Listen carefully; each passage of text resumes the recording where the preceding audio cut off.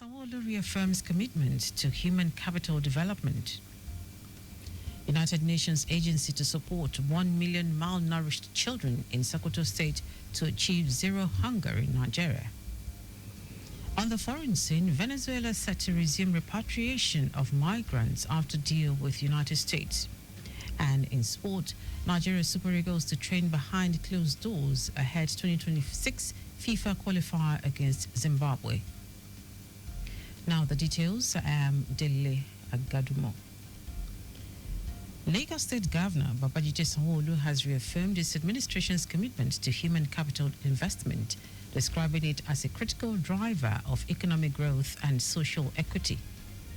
Governor Sanwo-Olu stated this when he presided over the inaugural meeting of the Lagos State Human Capital Opportunities for Prosperity and Equity Hope Program Steering Committee at the State House Marina. The event saw the formal inauguration of the State Technical Committee, marking a significant step in the government's mission to strengthen human capital development. The Hope Initiative, supported by the World Bank, is a strategic intervention designed to enhance key sectors such as health, education, and social sciences. It aligns with the state's vision of ensuring that Lagosians, especially the vulnerable population, have access to quality healthcare, improved education, and sustainable livelihood opportunities. Governor Sanwo-Olu emphasized that the success of the Hope Initiative would depend on collaborative efforts, data-driven decision-making, and sustainable funding mechanisms. The governor, who urged committee members to approach the program with a result-oriented mindset, ensuring that every intervention directly benefits Lagos residents, also acknowledged the World Bank's partnership, expressing optimism that the initiative would position Lagos as a model for human capital development in Nigeria. Lagos State Domestic and Sexual Violence Agency, DSVA, in its bid to sensitize thrift and credit cooperative societies in the state on the dangers of sexual and gender-based violence, SGBV, has engaged the Alimosho Cooperative Area Office. The stakeholders were sensitized by a community engagement officer, Oluwabumi Amosu, on behalf of the executive secretary of the agency. Over 250 cooperators were engaged and exposed to issues surrounding SGBV and the need for them to say something when they see something as stakeholders and mandated reporters of SGBV.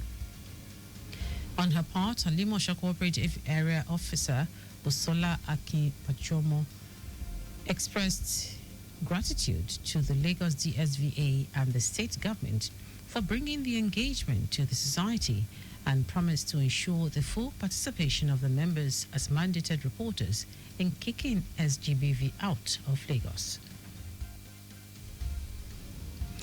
In a strategic move to enhance administrative efficiency and create a more conducive work environment, the Tutor General, Permanent Secretary of Education District 2, Anike Adekoye, has instituted a revolving soft loans project as a means of financial assistance for the district staff, just as she distributed equipment, furniture, and accessories to offices in the district.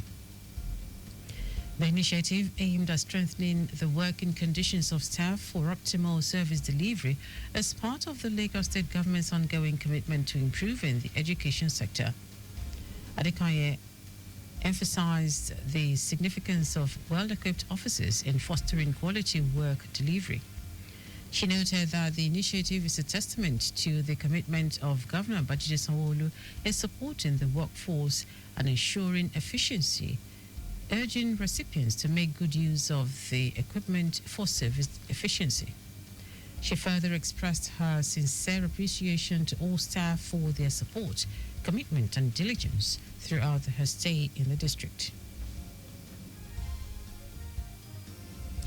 Imo State Governor Hope Uzodinma has presented certificates and staff of office to 66 new traditional rulers in the state.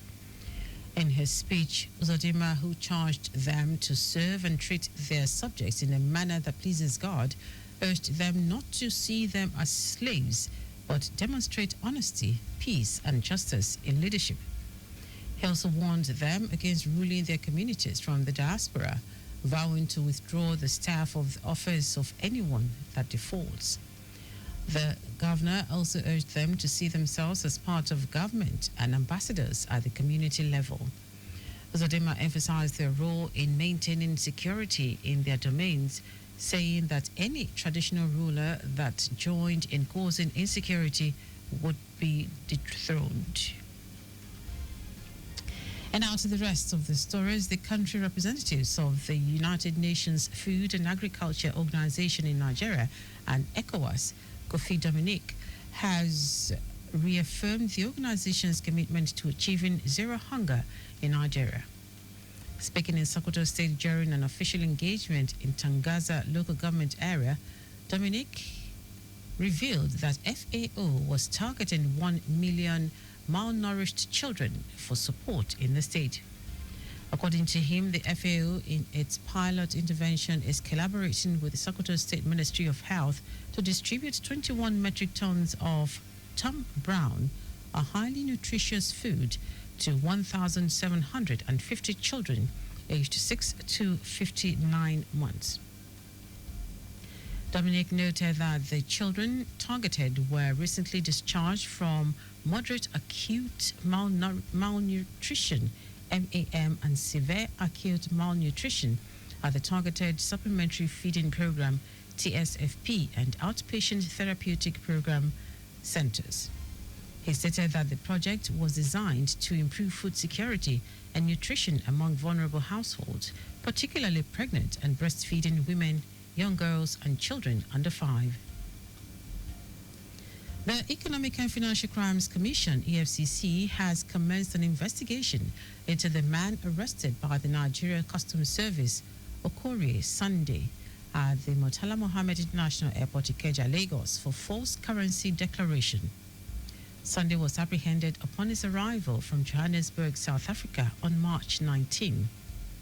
The head of EFCC's Media and Publicity, Dele Agadumo, in a statement said the Commission's Lagos Zonal Directorate 2 officially took over the case on March 21 after the NCS area controller at the airport handed over the suspect. The statement noted that Sunday declared $279,000 at the currency declaration desk.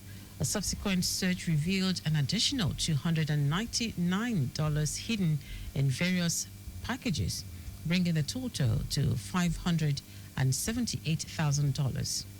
The EFCC declared that the act violated the Money Laundering Prohibition Act 2011, which mandates that any currency exceeding $10,000 must be properly declared by inbound or outbound passengers. Now to foreign news. Venezuela is set to resume flights for its nationals deported by the United States after reaching an agreement with the Trump administration. Venezuela, which does not have diplomatic relations with the U.S., had initially agreed to accept deportees in February, but President Nicolas Maduro halted flights in March after a dispute with the Trump administration. Maduro announced this development in a televised address on Saturday.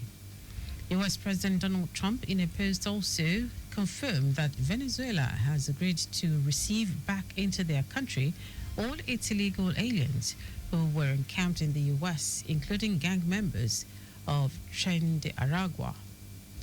He added that Venezuela has further agreed to supply the transportation back.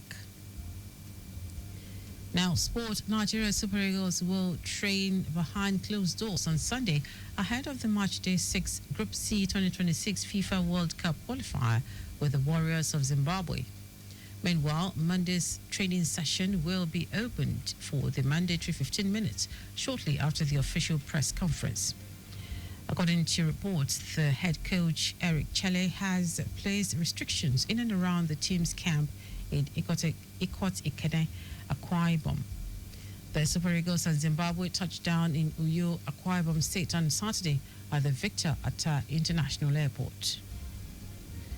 The Lagos State chapter of the All Progressives Congress APC has expressed its profound sadness over the passing of the executive chairman of Ayoboi Baja Local Council Development Area, Chief Mrs. Bola Shubowale. Its chairman, Cornelius Ojelabi, in a statement said Shubowale's demise was a tremendous loss to the party, the state, and the people of Ayoboy Baja LCDA. Ojelabi described the late council boss as a visionary leader, compassionate administrator, and dedicated servant of the people.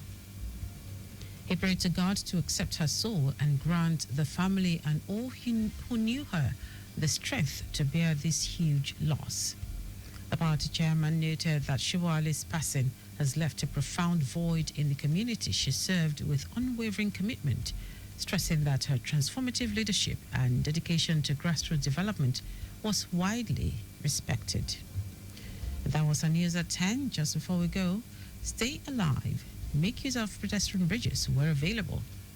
You can follow us and like all our various social media platforms: X at Traffic Radio 961, Facebook Lagos Traffic Radio 96.1 FM, Instagram Lagos Traffic Radio 961. Subscribe and watch your news and programs live on YouTube at Traffic Radio 961. You can also visit our website www.trafficradio961.ng. Did you know that the Sanwo-Olu administration empowered over 1,000 residents at the third phase of the Mega Empowerment Program? You can get more details on the Lagos State Government website. To end the news are the highlights of the major stories. Lagos State Governor Babajide Sanwo-Olu has reaffirmed his administration's dedication to human capital investment, describing it as a critical driver of economic growth and social equity. The country representative of the United Nations Food and Agriculture Organization in Nigeria and ECOWAS, Kofi Dominic, has reaffirmed the organization's commitment to achieving zero hunger in Nigeria. Also told you that Venezuela is set to resume flights for its nationals deported by the United States after reaching an agreement with the Trump administration. And in sport, Nigeria Super Eagles will train behind closed doors on Sunday ahead of the Match Day 6 Group C 2026 FIFA World Cup qualifier with the Warriors of Zimbabwe. For contact with the newsroom, send a message to info@trafficradio961.ng. That ends the news broadcast compiled by Adirayo Idowolaya. I am Dele Agadumo. Good morning. Thank you for listening.